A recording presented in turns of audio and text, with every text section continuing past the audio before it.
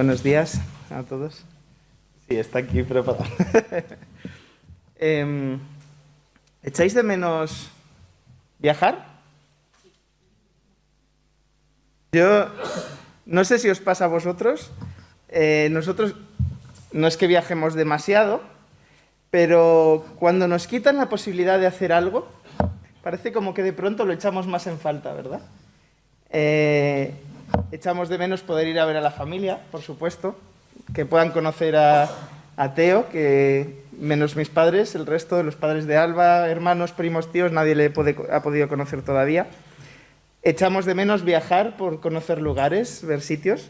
Y recordábamos uno de los viajes que pudimos hacer en los primeros años que estuvimos casados. Alba y yo tuvimos la posibilidad de viajar por Grecia y conocer algunos de los lugares que aparecen en la Biblia.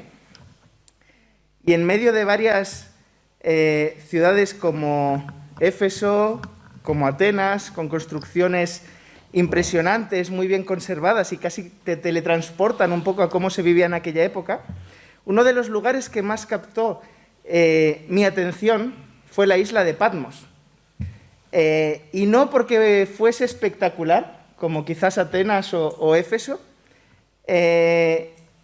sino porque esta isla pequeñita, donde Juan escribió el Apocalipsis, en realidad es una pequeña isla con 3 pueblecitos y lo demás es todo campo. En medio de la grandiosidad que podías encontrar en otros sitios, pues la realidad de Patmos, donde Juan estuvo exiliado, pues era muy, muy sencilla y de andar por casa, digamos. Habitantes que se dedican casi al cultivo, a la tierra, a la pesca, que a otras cosas. Hoy en día el turismo también, pues, a través de la historia que tiene, ¿no? Pero a mí personalmente, cuando yo pienso en Apocalipsis, pues en mi cabeza no me venían la sencillez del campo y del lugar real donde se escribió esta carta. En mi mente se formaba una especie de puzzle o mapa que más bien parecía sacado de una película de ciencia ficción. Encontrándonos multitud de ángeles, seres vivientes peculiares, grandes batallas entre el bien y el mal, un gran juicio con un gran trono y una especie de nueva Jerusalén flotante, nueva y brillante. Algo muy, pues eso, de película. Entonces, llegar a Patmos y encontrarme el terreno donde Juan escribió esto, después de venir de Atenas y de ver la grandiosidad de todo lo que había, pues para mí fue un choque de la realidad. Y Juan no se acercaba a sus lectores desde un entorno espectacular como el de Atenas, ni tampoco desde un lugar fantástico como el que él pudo presenciar o ver en su visión.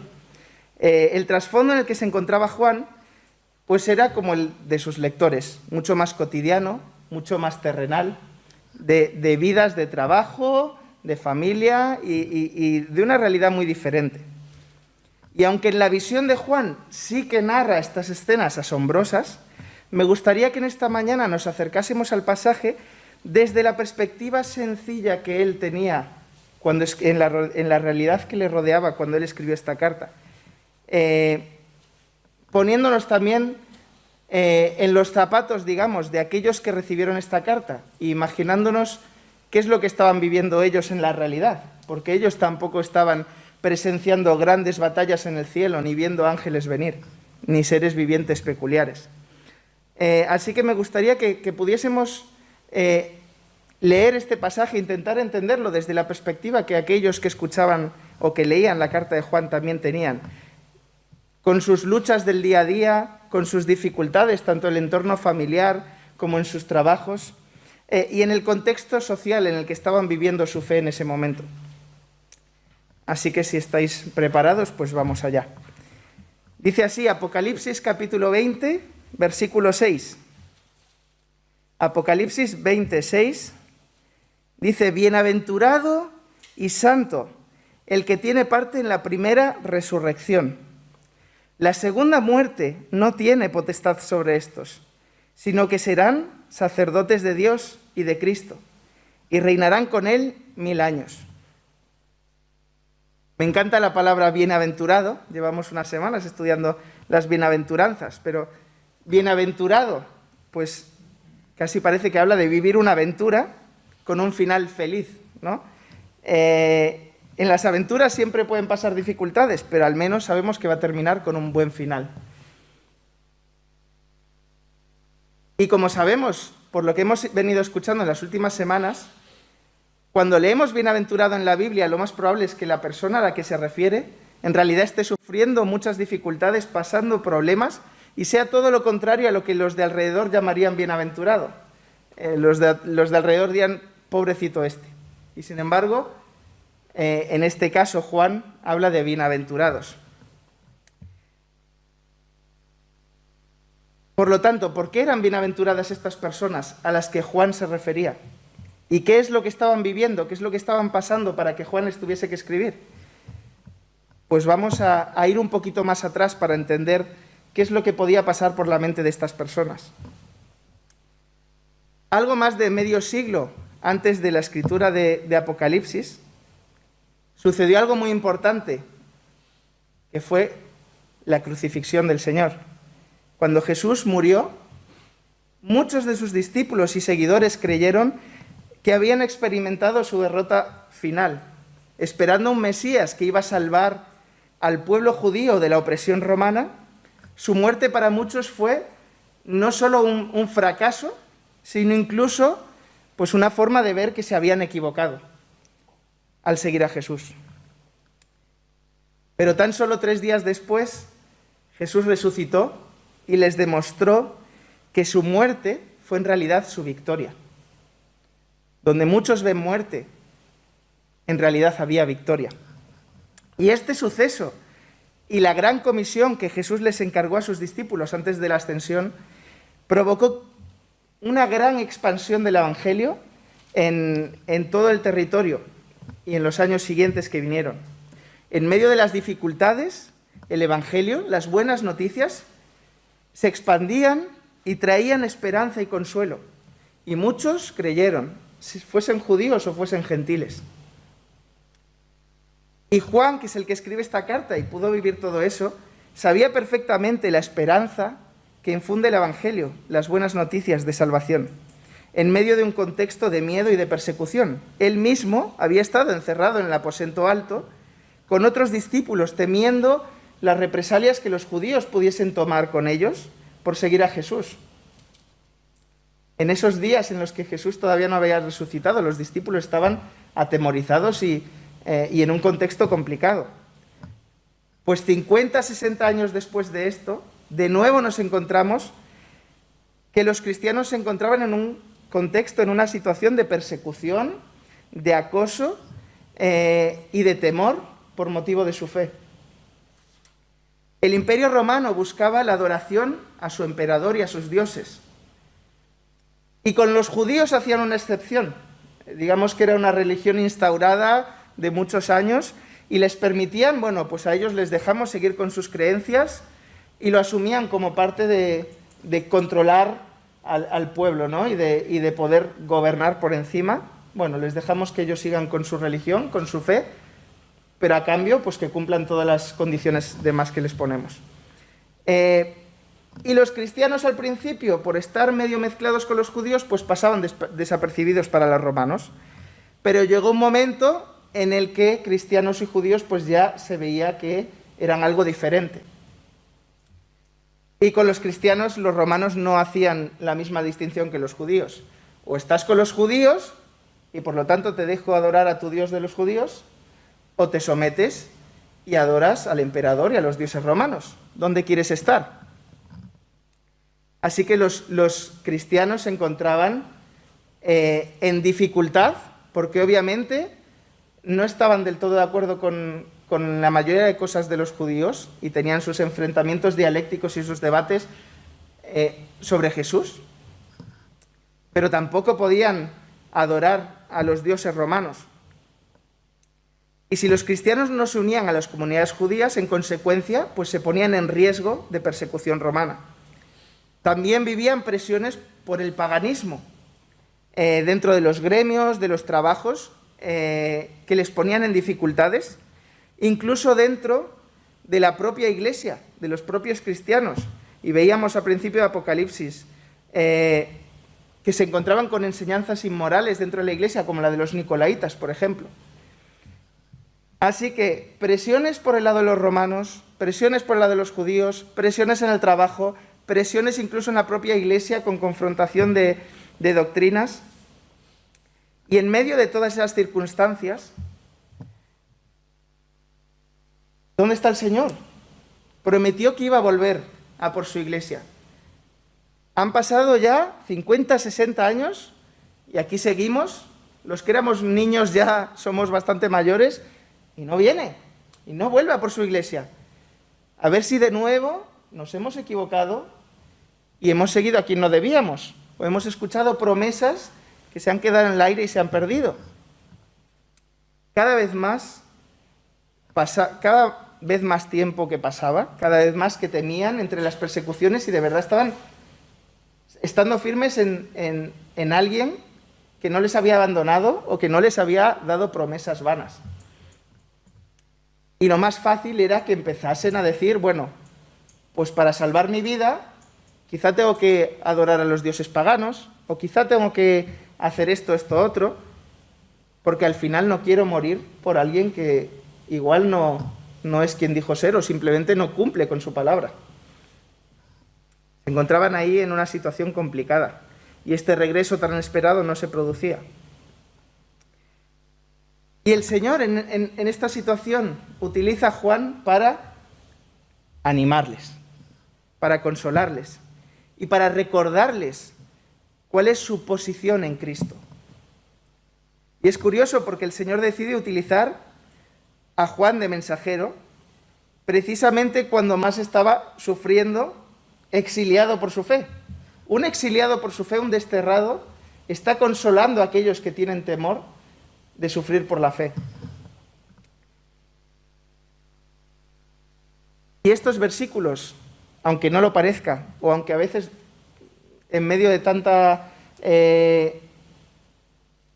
grandiosidad o tanta imagen que puedan tener, nos pueden despistar un poco, pero son versículos de esperanza, dirigidos a personas que están sufriendo presiones y persecución por su fe, animándolos a resistir en medio de la dificultad y animándoles a poner la vista en la victoria final. Como iglesia, podían descansar en que saldrían victoriosos, poner su fe y su confianza en la soberanía de Dios. Y esa era la voluntad del Señor, utilizando a Juan para enviarles esta carta. Y también recordar a los lectores que Jesús había trabajado arduamente en la construcción de su reino y que iba a regresar en el futuro para cumplir cada una de las promesas sobre él. En consecuencia, se trataba de recordar dos victorias. La primera, la de Cristo sobre la muerte, y la segunda, la victoria definitiva sobre Satanás. Así que nuestro versículo de esta mañana se encuentra en el contexto de los capítulos que narran esa segunda victoria final, la derrota definitiva del mal. Y leo de nuevo: bienaventurado y santo el que tiene parte en la primera resurrección. La segunda muerte no tiene potestad sobre estos, sino que serán sacerdotes de Dios y de Cristo, y reinarán con él 1000 años. Podemos dividir el versículo en dos partes principales, en la que cada una de esas partes hay una incógnita que al menos para mí lo era, que me genera no entender algo en concreto. Vamos a intentar de entenderlo, de interpretarlo correctamente. Y estas incógnitas son la primera resurrección y la segunda muerte. ¿Qué es esta primera resurrección y qué es esta segunda muerte? Son cosas que a lo mejor son un poco más difíciles de entender que una narración llana y sencilla, ¿verdad? Vamos a ver qué es la primera resurrección. Y para ello vamos a leer unos versículos anteriores, porque nos lo explica bastante bien Juan. Apocalipsis 20, del versículo 1 al 5, dice así: y vi a un ángel que descendía del cielo, con la llave del abismo y una gran cadena en su mano. prendió al dragón, la serpiente antigua, que es el diablo y Satanás, y lo ató por 1000 años, y lo arrojó al abismo, y lo cerró y lo selló sobre él, para que no engañara más a las naciones, hasta que se cumplieran los 1000 años. Después de esto, debe ser desatado por un poco de tiempo. También vi tronos, y se sentaron sobre ellos, y se les concedió autoridad para juzgar. Y vi las almas de los que habían sido decapitados por causa del testimonio de Jesús y de la palabra de Dios, y a los que no habían adorado a la bestia ni a su imagen, ni habían recibido la marca sobre su frente ni sobre su mano, y volvieron a la vida, y reinaron con Cristo por 1000 años. Los demás muertos no volvieron a la vida hasta que se cumplieron los 1000 años. Esta es la primera resurrección. Así que Juan nos habla de un periodo de tiempo, de unos 1000 años, dice, en los que Satanás está preso, sin poder actuar, y durante este periodo de tiempo, aquellos que habían sufrido por causa de su fe, llegando incluso hasta la muerte, resucitan y reinan con Cristo durante este tiempo. Nos dice también que los demás muertos no vuelven todavía a la vida en ese periodo, sino que la harán pues, después del periodo de esos 1000 años. Y aquellos que sí vuelven a la vida en ese periodo, pues es lo que él llama la primera resurrección. Esos 1000 años que menciona el autor varias veces en estos versículos generan un gran debate e interpretación entre los teólogos, eruditos y expertos que estudiaron y que estudian la Biblia. Algunos hablan de que es un periodo literal de 1000 años, otros dicen que es un tiempo simbólico, unos dicen que esos 1000 años sucederían antes del retorno de Cristo, otros dicen que sucederá después. En fin, sea como sea, la realidad es que esta mañana no vamos a intentar entender o interpretar las diferentes posturas. Si tuviésemos horas y mucho tiempo de estudiar la palabra, podríamos hacerlo, pero no es el fondo al que queremos llegar a entender en esta mañana.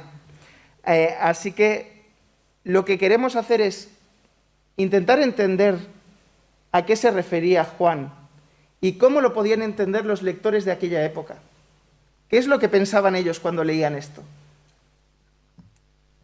Y en medio de la situación de persecución que ellos vivían, donde la Iglesia podía doblar la rodilla y entregarse al paganismo para salvar su vida y para evitar la muerte y el sufrimiento que pasaban, pues este pasaje lo que hacía era exhortarles a mantenerse firmes en su fe, incluso cuando les pudiese llevar a la muerte.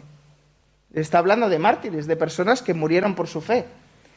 Y la esperanza era que tras esa muerte resucitarían y reinarían con Cristo por mucho tiempo. Sí, habían pasado 50, 60 años y Jesús no había resucitado. ¿Pero qué son 50 años?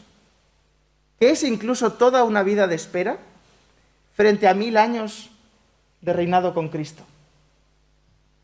En medio de la dificultad, la exhortación era la esperanza futura, lo que iba a venir.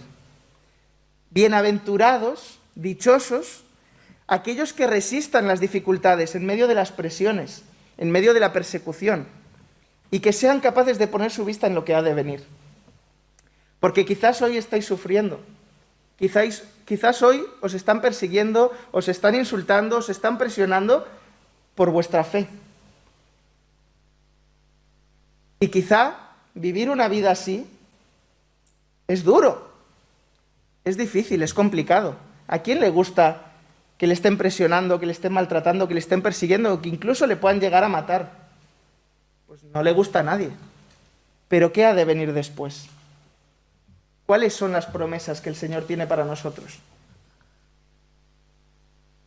Cuando te planteas reinar con Cristo, sin Satanás de por medio, completamente libres y tranquilos, y ya no solo estar en la presencia del Señor, sino reinar con Él, cualquier presión, cualquier sufrimiento, parece como la nada. Y Juan les quería recordar, lo que viene es mucho más grande de lo que estáis pasando. Estáis pasando por dificultades, lo entiendo, yo estoy exiliado por mi fe, pero lo que viene, las promesas del Señor son más grandes. Así que tened ánimo, cobrad fuerza y no caigáis. Y la segunda incógnita que encontramos en el pasaje se refiere a la muerte segunda. ¿Y qué quiere decir esto de una segunda muerte? Pues también podemos encontrar una explicación en los versículos que continúan. Apocalipsis capítulo 20, los versículos del 11 al 15, dicen así: Y vi un gran trono blanco, y al que estaba sentado en él, de cuya presencia huyeron la tierra y el cielo, y no se halló lugar para ellos. Y vi a los muertos, grandes y pequeños, de pie delante del trono, y los libros fueron abiertos. Y otro libro fue abierto, que es el libro de la vida. Y los muertos fueron juzgados por lo que estaba escrito en los libros, según sus obras. Y el mar entregó a los muertos que estaban en él, y la muerte y el Hades entregaron a los muertos que estaban en ellos. Y fueron juzgados, cada uno según sus obras. Y la muerte y el Hades fueron arrojados al lago de fuego. Esta es la segunda muerte, el lago de fuego. Y el que no se encontraba inscrito en el libro de la vida fue arrojado al lago de fuego. Así que en estos versículos nos explica a qué se refiere con esa segunda muerte. Vemos un gran juicio, con un gran trono blanco, y podemos percibir la autoridad, el dominio y el poder sobre todas las cosas de aquel que está sentado en este gran trono blanco. Todo está sometido a él.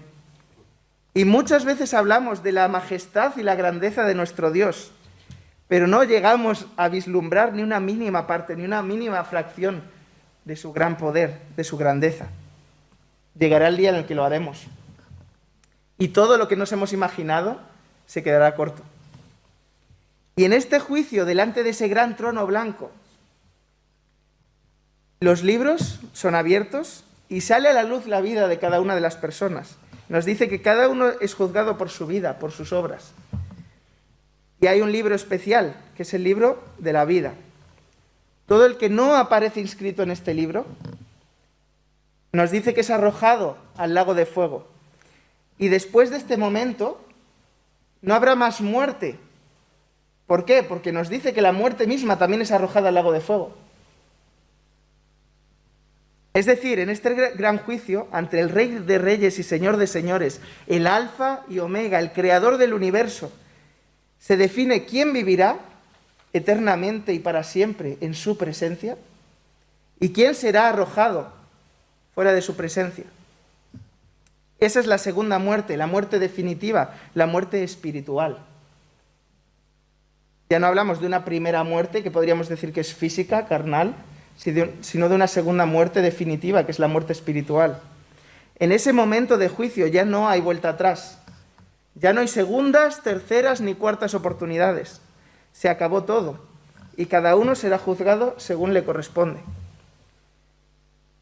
Pero en nuestro versículo de hoy nos recuerda que aquellos que formaron parte de esa primera resurrección no tienen que temer a esta segunda muerte, a este juicio final y definitivo, porque la segunda muerte no tiene potestad sobre ellos. Así que, ¿qué diferencia presentarte delante de ese gran trono blanco, rodeado de multitud de gente, con el temor de saber que eres pecador, que has fracasado, y saber cuál es tu destino, sabiendo que eres culpable, o presentándote allí sabiendo que tu culpa ha sido limpiada, y no porque tú hayas hecho nada, sino porque Cristo lo hizo por ti. Cantábamos al principio de la reunión sobre ese momento: rodeando tu trono con los santos cantaré. ¿Cómo podré dejar de alabar? ¿Cómo se está presentando esa gente cantando delante del trono y alabando al Señor? ¿Por qué? Porque se saben perdonados. Saben cuál es su destino final, saben cuál es su esperanza. No tienen nada que temer, solo disfrutan adorando al Rey de Reyes y Señor de Señores. Sin embargo, hay otros que saben cuál es su destino y se tienen que enfrentar a esa realidad. Así que, ¿qué esperanza tenían los lectores de esa carta? De enfrentarse a ese gran trono blanco, ¿y de qué forma?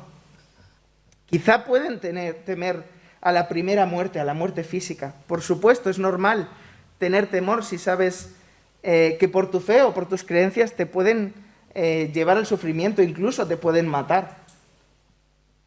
Pero de nuevo, no hay comparación con la esperanza que tienen de lo que ha de venir. Porque la muerte primera, la muerte física, es temporal. Pero la muerte segunda, la muerte espiritual, es definitiva. Y en ella tienen su esperanza también. Para aquellos que han permanecido fieles a Dios, a pesar de las dificultades, a pesar de las pruebas que el mundo trae, nada hay que temer a esta segunda muerte. Es un momento más de adoración, de alabanza y de gratitud, porque algo que no merecías se te ha dado. Y tienes el privilegio de estar delante del Rey de Reyes y Señor de Señores y recibir su perdón, su entrada y su permiso para gozar de su presencia para toda la eternidad. Disfrutar eternamente de la presencia de Dios sin más muerte, sin más pecado y sin más dolor. Así que en medio de la realidad que estaban viviendo estos primeros cristianos a los que Juan se dirigía, ¿no es esperanzador el mensaje que les transmite Juan? Juan 16:33. Estas cosas os he hablado para que en mí tengáis paz. En el mundo tendréis aflicción, pero confiad, yo he vencido al mundo. Estas palabras de Jesús necesitaban ser recordadas por los cristianos a quienes Juan se dirigía en Apocalipsis, a quienes intentaba consolar y alentar en medio de las dificultades. Tendréis aflicción, la estáis teniendo ya, pero confiad porque yo he vencido al mundo. Así que, bienaventurados, viviréis dificultades, sí, y sufriréis, pero alegraos porque la esperanza que tenéis es mayor que todo lo que estáis sufriendo. Y lo que ha de venir no tiene comparación. Y también necesitamos recordar esto nosotros hoy en día. Porque también vivimos dificultades y luchas, y quizás no nos persiguen o nos matan por nuestra fe, pero vivimos en una sociedad en la que no es fácil defender nuestra fe delante de la sociedad y delante del mundo. Y hay mucha gente que por defender su fe puede sufrir rechazo. Rechazo desde burla simplemente a rechazo desde perder un puesto de trabajo o simplemente discriminación por tus creencias. Y en muchos países hoy en día sí que hay una persecución física y real y puedes temer por tu vida en esa realidad. Vivimos dificultades y vemos la miseria que nos rodea. Totalmente. Vivimos en un mundo caído y destrozado por el pecado, definitivamente. Y no solamente en países en desarrollo, donde las condiciones pueden ser extremadamente más duras que en las de nuestro país. No tenemos más que salir a la vuelta de la esquina para ver sufrimiento y dolor, también aquí fruto de un mundo caído. Y el Señor Jesús nunca nos prometió que si le seguíamos todo nos iba a ir bien, que íbamos a tener un trabajo maravilloso, una casa enorme, una familia unida y feliz. No, nos prometió que íbamos a sufrir, que íbamos a pasar dificultades y que si le seguíamos, muchas de esas dificultades iban a venir precisamente por seguirle. Lo que sí nos prometió es que iba a estar con nosotros. No nos iba a dejar ni nos iba a desamparar. Y el Espíritu Santo ha estado con nosotros, con el pueblo de Dios, desde entonces y hasta ahora. Así que el Señor no nos deja solos. Pero no solo está con nosotros en medio de las dificultades, además nos da esperanza. Sufriréis, pero no estaréis solos. Y lo que ha de venir es mayor que esta vida pasajera. Luego nosotros podremos debatir sobre el lago de fuego, sobre los 1000 años, si somos amilenialistas, premilenialistas, posmilenialistas y lo que sea. Nos encanta debatir y comentar, en eso somos muy buenos. Pero independientemente de la interpretación de ciertas palabras o de ciertos textos un poco más difíciles, en lo que todos podemos estar de acuerdo es en que Cristo regresará y que logrará la victoria sobre el mal. Que el engañador que Satanás será vencido y que el pueblo de Dios vivirá por siempre bajo el reinado de Cristo, en una nueva creación restaurada. Todos compartimos esas mismas convicciones y, por lo tanto, todos aquellos que nos decimos cristianos, podemos encontrar gran consuelo y aliento en las palabras de Juan, a pesar de las dificultades que cada uno de nosotros estoy seguro que vivimos en nuestra vida y muchas ocasiones por nuestra fe y también por el pecado que nos rodea. Así que en esta mañana, bienaventurados. Qué palabra más bonita. En medio de la dificultad, en medio de la tristeza, en medio del dolor, bienaventurados. Que el Señor nos ayude a poner la mira en el lugar correcto y el descanso y la confianza en su palabra y en su poder. Vamos a orar. Pues Señor y Padre, leer tu palabra nos asombra y a veces la entendemos mejor y otras veces nos encontramos con pasajes que quizás nos cuestan un poco más. Pero la realidad es que encontramos consuelo y encontramos ánimo y esperanza en medio de esas palabras, Señor. Y te damos las gracias porque a lo largo de los siglos tú has cuidado de tu iglesia. Y no solo la has cuidado, sino que la has desarrollado, la has hecho crecer. Y hoy podemos proclamar tu palabra y podemos descansar en ella, confiados en tus promesas, Señor. Y te damos las gracias por los ejemplos que tú nos has dejado en ella también, Señor, por tantas personas que tuvieron que enfrentarse a dificultades y a problemas y a temores por seguirte. Y son ejemplo para nosotros hoy en día también, cuando seguimos teniendo nuestras dificultades, nuestras luchas y temores, y podemos descansar y confiar en ti. Gracias por tus promesas y gracias por lo que ha de venir, Señor. Que no llegamos a comprender ni una mínima parte de lo que será. Solo podemos intuir ciertos detalles, pero sabemos que va a ser algo grandioso, inimaginable, impresionante y queremos disfrutarlo delante de ti. Sabemos que no merecemos tu perdón ni tu misericordia. Sabemos que somos pecadores. Sabemos que hemos fallado en cantidad de ocasiones y que lo seguimos haciendo. Pero también sabemos que tu misericordia y tu amor son muchísimo más grandes de lo que nos podemos imaginar. Ese sacrificio en la cruz, esa sangre derramada, nos ha limpiado y nos ha hecho dignos, merecedores de entrar en tu presencia, cuando realmente no lo somos, pero Cristo lo es por nosotros. Así que en esta mañana solo podemos alabarte, honrarte, glorificarte y agradecerte, que aún no mereciéndolo, tú has transformado nuestras vidas y limpiado nuestro pecado. Y queremos acercarnos a ese gran trono blanco, con confianza y descansados sabiendo cuál es nuestro destino y disfrutando de tu presencia y adorándote y bendiciéndote y glorificándote, Señor, porque solo tú lo mereces.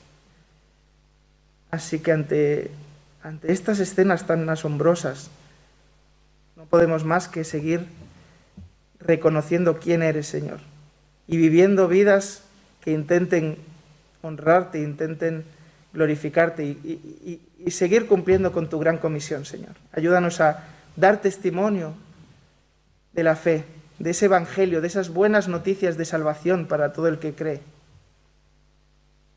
En medio de tantas personas con tantas dificultades, necesidades, tristeza, sufrimiento, tú traes paz, tú traes consuelo, tú traes perdón y misericordia, Señor. Solo podemos proclamarlo a todo el mundo. Gracias, gracias.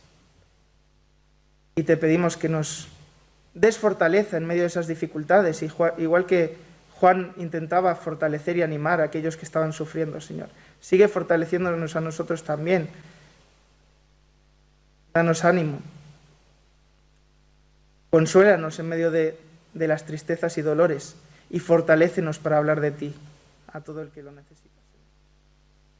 Te damos gracias también por poder seguir reuniéndonos y estar aquí como iglesia, delante de ti, proclamándote, aprendiendo sobre tu palabra y teniendo comunión los unos con los otros. Gracias por poder seguir haciéndolo, Señor. Te pedimos que nos guardes y que estés con nosotros en esta semana. Gracias por todo. En tu nombre, amén.